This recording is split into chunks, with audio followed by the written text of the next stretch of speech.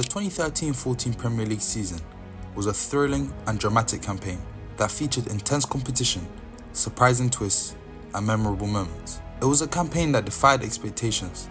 I'm here today to remind you of what could perhaps be the greatest Premier League season ever. Before we get into the season, let's talk about the summer.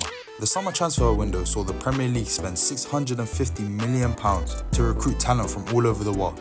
The most prominent transfers included Brazilian attacker Willian joining Chelsea instead of Tottenham in a last-minute dramatic change of heart from Russian side, I'm not going to try to pronounce that name, for a fee of around £30 million. The offloading of Gareth Bale to Los Blancos at Tottenham gave them the chance to buy a whole new squad, most notably Danish playmaker Christian Eriksen from Ajax for a fee of around £11 million.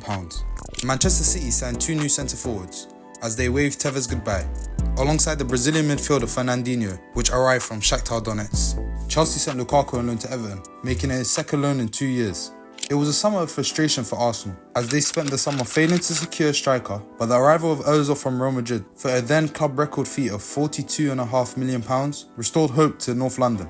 But it wasn't the arrival of players that stole the headlines, but it was the managers that would be the stars of the show. Sir Alex Ferguson departed from Manchester United as the most decorated manager this country had ever seen. Replacing him would be no simple task. Sir Alex recommended his fellow Scotsman, the Everton manager David Moyes. But Moyes wouldn't be coming alone, signing his skipper on deadline day to join him as he tried to take on the hardest job in the world. Stamford Bridge welcomed the return of the special one. After a 6-year hiatus from the Premier League, City bought Pellegrini. Roberto Martinez came in to fill the void Moyes left at Everton, and Mark Hughes became Stoke City manager. Coming into the season, the goal line technology system in place today was introduced in the 2013-14 season. We saw Crystal Palace, Hull City, and newcomers Cardiff City promoted to the Premier League. The 2013-14 season is most memorable for its title race. It was truly a game of musical chairs. Don't worry, you'll understand after this. Coming into the season, the top spot was up for grabs. The return of Mourinho single-handedly made Chelsea a favourite to lift the trophy. Manchester City's team was stacked, so of course they're in the conversation. And we've got Arsenal. To be honest, I don't know why Arsenal are always in the convo at the start of the season, but somehow they're just there. And finally you got Manchester United. Despite losing Fergie, they had just won the league the season prior, and so they were definitely up there as a contender. But as soon as the season began, it became pretty clear that United would struggle under the new regime, as by the end of September, they found themselves in 12th place, following 2 away defeats to their biggest rivals, Liverpool and Man City, despite winning their first game away at Swansea. The other Manchester team hadn't gone off to a great start either, as they lost their second game to newcomers Cardiff City. Manchester City sat in 7th place, 6 games in. Chelsea weren't doing much better as well, as they failed to win in a game against Tottenham and United. But not the same can be said about Arsenal, as they got off to a terrific start, even though they had lost their first game of the season in a home defeat to Villa. But as the favourites were fumbling, a team rose from out of nowhere. Under the guidance of charismatic manager Brendan Rodgers, Liverpool emerged as a dark horse, winning 5 of their first 7 games. As the season progressed, Arsenal retained the top spot as they beat Liverpool in a convincing victory at home. Chelsea and Liverpool would exchange positions between 2nd and 3rd, leading up to the month of December. Manchester City would slowly climb the table, going from 7th to 4th by December. United continued to struggle, and fans began to question if Moyes was the right man for the job. Now we've made it to December, and when it comes to a title race, the month of December is vital, as during December, a team plays 8 games, which is a fifth of their season during this 1 month. If a team loses a couple games, it could knock them off their pivot and essentially cause them to fall out of the title race. But if a team was to win a few games in a row, they could gain momentum that they could use to carry over into the next year. So back to 2013 December. Coming into December, this is how the top of the table looked, and after December, this is how it looked. Arsenal managed to retain the top spot, losing only once throughout the festive period to City at the Etihad. Liverpool came into December in 2nd, but will stumble their way down to 5th, as they will suffer big away losses at fellow league contenders City and Chelsea. Chelsea began the month in 3rd and ended in 3rd. Boring! But City made a huge jump, leaping over Liverpool and Chelsea to 2nd place. Moving on to 2014, as the New Year saw City leapfrog Arsenal, due to them going unbeaten for the whole of January. But unfortunately for City, they weren't able to keep up this impressive form and fell down the table to 4th by the end of February. Arsenal continued to crumble and were now in 3rd after getting pummeled by Liverpool 5-1 at Anfield. So with 10 games left of the season, this is how the table looked, as the Premier League would enter what we call the business end of the season. Cue the serious music. For those that don't know, the business end refers to the crucial or decisive part of a season, where focus shifts to achieving results by any means possible. It's basically when shit ain't got serious, man. Over the next few games, Liverpool dug deep and reached a level no one thought they could. They won all 5 games in March, placing them top of the league for the first time this season with just 6 games left. 2 away losses at sides they should have beaten saw Chelsea drop down to 2nd. Arsenal continued to fumble the bag as they would drop down to 4th, following a battering at Stamford Bridge, and were now pretty much out of the title race. City got themselves together and managed to reach 3rd place with 2 games in hand. By doing the double over United, Liverpool continued collecting wins until the 13th of April. On the 13th of April, Liverpool hosted Manchester City. This game would essentially determine if Liverpool were really on it, and it didn't take long for Liverpool to show that they were. I'm standing on business. As Sterling put the Reds ahead in the 6th minute, Liverpool doubled their lead in the 26th minute thanks to Skirtle heading in the corner. It was now 2-0 and Liverpool had the game in their hands. City came out in the second half and just 10 minutes later scored a beautiful team goal, making it 2-1. 5 minutes later, a Mignolet howler squandered Liverpool's lead and now the game was tied 2-2. Time was winding down and it eventually became next score wins. In the 78th minute, a poor clearance from Kompany saw the ball drop to Coutinho. Coutinho buried the ball into the bottom corner, giving Liverpool the 3 points and placing them 2 points ahead of 2nd place Chelsea with 4 games to go. After the game, Liverpool legend and captain Steven Gerrard had a team talk in the huddle, reminding his teammates not to let it slip. 2 weeks later, Liverpool faced their final obstacle in their path to the title, Chelsea. Coming into the game, it was all on Liverpool to get the result, as a win would place them 8 points clear of 2nd. The game was underway, and both teams would fail to capitalise in the first half, until the added time, where Saka would pass the ball to Steven Gerrard. Gerrard failed to control the ball, and before he could recover, he slipped. Dembaba pounced at the opportunity, scoring his one-on-one and putting Chelsea ahead.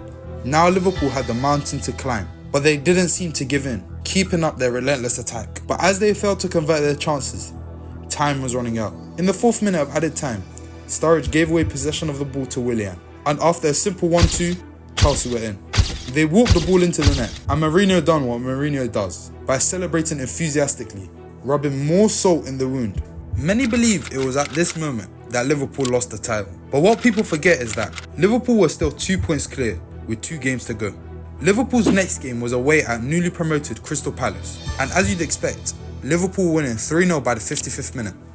They seemed to have shaken off any doubts from the Chelsea game. Unexpectedly, Damien Delaney scored a banger in the 79th minute, which seemed to be a consolation goal. 2 minutes later, a Palace counter-attack ended with a Dwight Gale goal, making the score 3-2 with a few minutes to go. Palace fans began to dream of being Liverpool's worst nightmare, with Dwight Gale being the Grim Reaper, as a few minutes later, he buried Liverpool's title hopes, scoring a goal that would make Liverpool weep as City jumped to 1st place and ended up winning the league, prolonging Liverpool's long wait for a title. It was a title race for the ages and will be remembered as one of the most unpredictable title races, as the 1st place position changed a record-breaking 25 times. April 15th, 2014, Sunderland were dead last and faced the overlooming reality of relegation. They were 7 points adrift from survival, at the bottom of the league with 6 games left. But as fate would have it, their last 6 games contained 3 impossible away fixtures. The first being against soon-to-be champions Manchester City. The second was Mourinho's Chelsea. And one thing you gotta understand about Mourinho and Stamford Bridge was that he never lost. And the third away game was Manchester United. Now, understandably, Sunderland were set to lose all 3, but some way, somehow, a deflated Sunderland earned a point, thanks to a hard-fought draw at the Etihad. Their next game was at Stamford Bridge, and as you'd expect, they were 1-0 down, but their confidence didn't waver, as they managed to equalise thanks to Connor Wickham, and now the game was level. In the 82nd minute, Azpilicueta slipped, losing the ball to Altidore. He was unable to recover, so he fouled Altidore, giving Sunderland a penalty and a chance to get their first win in 9 games. Fabio Borini scored, and the game ended 2-1, ending Mourinho's 77-game unbeaten run at home. Moving on to the next game, Sunderland thrashed fellow struggling team Cardiff 4-0 at home. This win lifted the Black Cats out of the bottom 3, but they kept their foot on the gas as they went away to United and West Brom, getting wins in both games. Even though they ended up losing on the final day, Sunderland didn't care, as they narrowly dodged relegation and performed one of the greatest escapes we've ever seen in the Prem. From being dead last at Christmas to finishing 14th, 5 points clear of the bottom 3. It's a spectacle that will go down in history as one of the greatest escapes we've ever seen. When it comes to individual brilliance, in the 2013-14 season, Luis Suarez has to be the first name mentioned. His season began 6 games in, as he was still on the ban from last year as a result of biting Ivanovic. But he came back with a bang, scoring 2 in his first game back. Liverpool's number 7 grabbed a remarkable 31 goals, none of which being from penalties, and 12 assists. The man even hit the woodwork 9 times and set up countless more chances. His goals per game rate was 0.94. Plus, the quality of Suarez's strikes was amazing to say the least, as he formed a deadly duo with Sturridge, which tore defences apart. I mean, just look at this stat line. Him and Sturridge were single-handedly scoring more goals than entire teams. I can go on about Suarez for days, so I'm gonna have to move on. And next up is African giant Yaya Toure. Due to Man City bringing in Fernandinho to play as the DM, it gave Yaya Toure the creative freedom to do whatever he wants. Yaya Toure put up an impressive 20 goals and 13 assists in 35 appearances. The man scored 10 goals from 13 set pieces. I don't think you understand how ridiculous that is. Damn near every time the man stood over the free kick, it was a goal. He had a 90% passing accuracy. The man didn't put a foot wrong all season and was vital to his team's success. Next up, we got Ross Barkley and Loni Lukaku, as they became a force to reckon with, getting Everton to finish 5th. Asmir Begovic scored 13 seconds into a game, becoming one of only 5 goalkeepers to score a goal in the Prem. Rooney and Voldemort both scored from the halfway line. In Arsene Wenger's 1000th game in charge, he got absolutely cooked and got called a specialist in failure by none other than Mourinho. Kieran Gibbs got a red card for Chamberlain's handball. Say no to racism. Walcott got injured in North London derby, but whilst being stretchered off, he held up the score, letting Spurs fans know, "Shut up! Alan Pardew wanted to scrap a player at Hull and so received a 10-game ban. And yeah, that's pretty much it. If you've enjoyed the video, give it a like and subscribe. Let me know if there's anything else I missed out in the comments down below, and take care.